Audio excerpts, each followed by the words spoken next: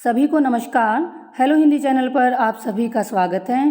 प्रिय विद्यार्थियों, आज की इस वीडियो में हम अध्ययन करेंगे प्रयोजनमूलक हिंदी का अर्थ, परिभाषा एवं स्वरूप। वैसे तो काफ़ी समय बाद मैं आज आप बच्चों से रूबरू हो रही हूँ, किसी कारणवश बीच में वीडियो नहीं बना पाई, तो अब हम फिर से जो टॉपिक हमारे बच गए हैं जिन पर मैंने वीडियो नहीं बनाई तो उनको हम अब पूरा करेंगे। तो आइए शुरुआत करते हैं आज के इस टॉपिक की, प्रयोजनमूलक हिंदी के अर्थ, परिभाषा और स्वरूप की। तो सबसे पहले बात करते हैं अर्थ। मानव मन की अभिव्यक्ति का मुख्य साधन भाषा है, यानी भाषा के द्वारा मनुष्य अपने विचारों को, अपनी बातों को, संदेश को और मन की भावनाओं को दूसरों तक पहुंचाता है। तो वो मन की अभिव्यक्ति का प्रमुख साधन हो गई। भाषा के दो सामान्यतः रूप प्रचलित हैं, जैसे मौखिक और लिखित। अब देखिए, जब मौखिक भाषा होती है वो आम बोलचाल की भाषा है। क्यों? क्योंकि मौखिक भाषा में जब हम संवाद स्थापित करते हैं, बातचीत करते हैं, तो उस समय हमें किसी प्रकार के व्याकरण के नियमों का पालन करना नहीं होता, कोई बंधन हमारे ऊपर नहीं होता कि व्याकरण के नियमों का पालन हम करें। लेकिन इसके विपरीत जो लिखित भाषा है उसमें व्याकरण के नियमों का पालन करना जरूरी है, क्योंकि वो व्याकरण के नियमों के अनुसार ही लिखी जाती है। अब देखिए, प्रयोजनमूलक हिंदी की हम बात कर रहे हैं, तो उसको समझाने के लिए मैं आपको ये बताना चाहूँगी कि लिखित भाषा भी अपने 3 रूपों में काम करती है। एक रूप हो गया सामान्य रूप, जो मैंने अभी आपको बताया, जो सामान्य बोलचाल की भाषा है, जिसे हम अपने दैनिक व्यवहार में प्रयोग करते हैं, अपने परिवार के सदस्यों के साथ, मित्रों के साथ जो बातचीत करते हैं, वो हो गया। क्योंकि उसमें जो भाषा की मूल संरचना है वो एक जैसी ही रहती है और हमें बोलने में, समझने में कोई कठिनाई नहीं होती। वो हो गया उसका सामान्य रूप। दूसरी जो लिखित का रूप मैं कहूँगी वो है साहित्यिक रूप। अपने साहित्यिक रूप में कैसे काम करती है? जो साहित्य के माध्यम से, यानी साहित्य में प्रयोग की गई भाषा साहित्यिक भाषा। जो अलंकारिक होती है उसमें अलंकारों का प्रयोग किया जाता है, अनेकार्थी शब्दों का और लक्षणा और व्यंजना शब्द शक्तियों का प्रयोग भी उसमें किया जाता है, यानी साहित्य के रूप में प्रयुक्त हुई भाषा। तीसरी जो होती है वो विशेष, यानी विशिष्ट प्रयोजन। ठीक है, सामान्य रूप हो गया, साहित्यिक रूप हो गया, और तीसरा रूप हो गया उसका विशिष्ट प्रयोजन। विशिष्ट प्रयोजन यानी एक विशिष्ट प्रयोजन के लिए प्रयोग की जाने वाली हिंदी भाषा को प्रयोजनमूलक हिंदी कहते हैं। तो विशिष्ट प्रयोजन कौन सा हो गया? जैसे हम अपने कार्य क्षेत्र में, शासन में, न्यायालय में, तकनीकी क्षेत्रों में और या जो अन्य अनेक प्रकार की औपचारिक स्थितियों में जिस भाषा का हम प्रयोग करते हैं वो हो गया उसका विशिष्ट प्रयोजन। तो 3 रूप हो गए ना, सामान्य, सामान्य रूप से, साहित्यिक, साहित्य के रूप में, और विशिष्ट प्रयोजन, एक विशेष उद्देश्य के रूप में प्रयोग की गई भाषा। तो प्रयोजनमूलक जो शब्द हैं वो 2 शब्दों से मिलकर बना हुआ है, प्रयोजन और मूलक। प्रयोजन का तात्पर्य क्या है? उसका अर्थ क्या है? उद्देश्य।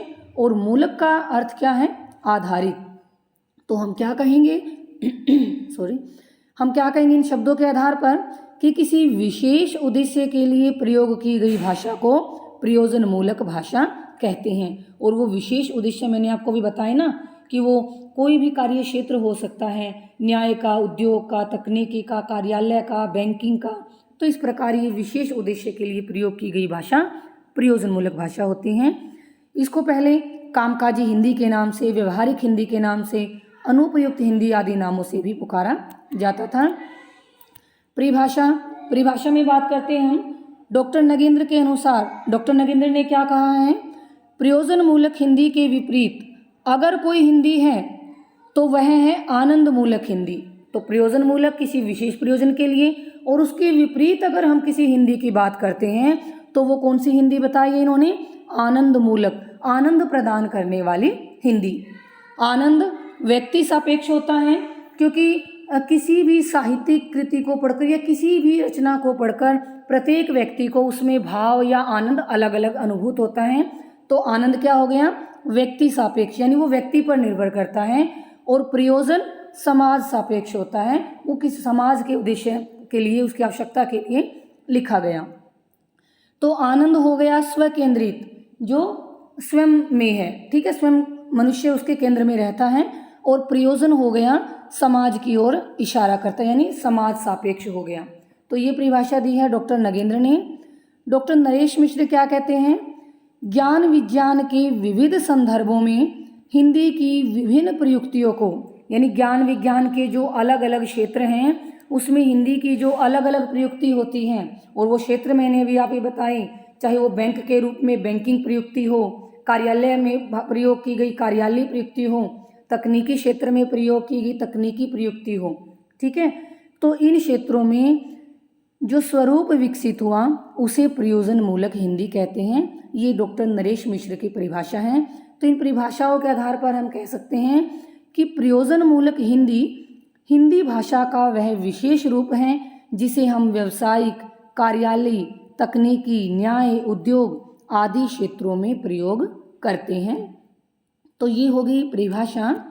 अब बात करते हैं स्वरूप की। तो देखिए, प्रयोजन मूलक हिंदी का स्वरूप, उसका निर्धारण करने में, उसके स्वरूप को बनाने में जो प्रमुख तत्व हैं वो हैं भाषा की प्रयोजनीयता, भाषा की एकरूपता, भाषा की मानकता और उसकी भाषिक संरचना।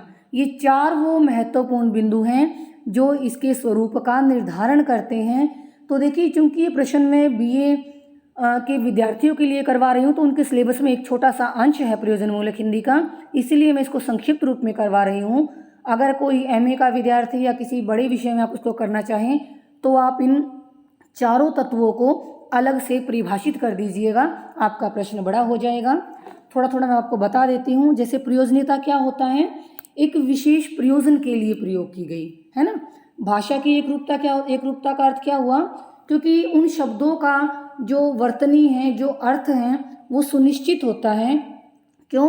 क्योंकि उसके प्रयोग करने में एकरूपता बनी रहेगी।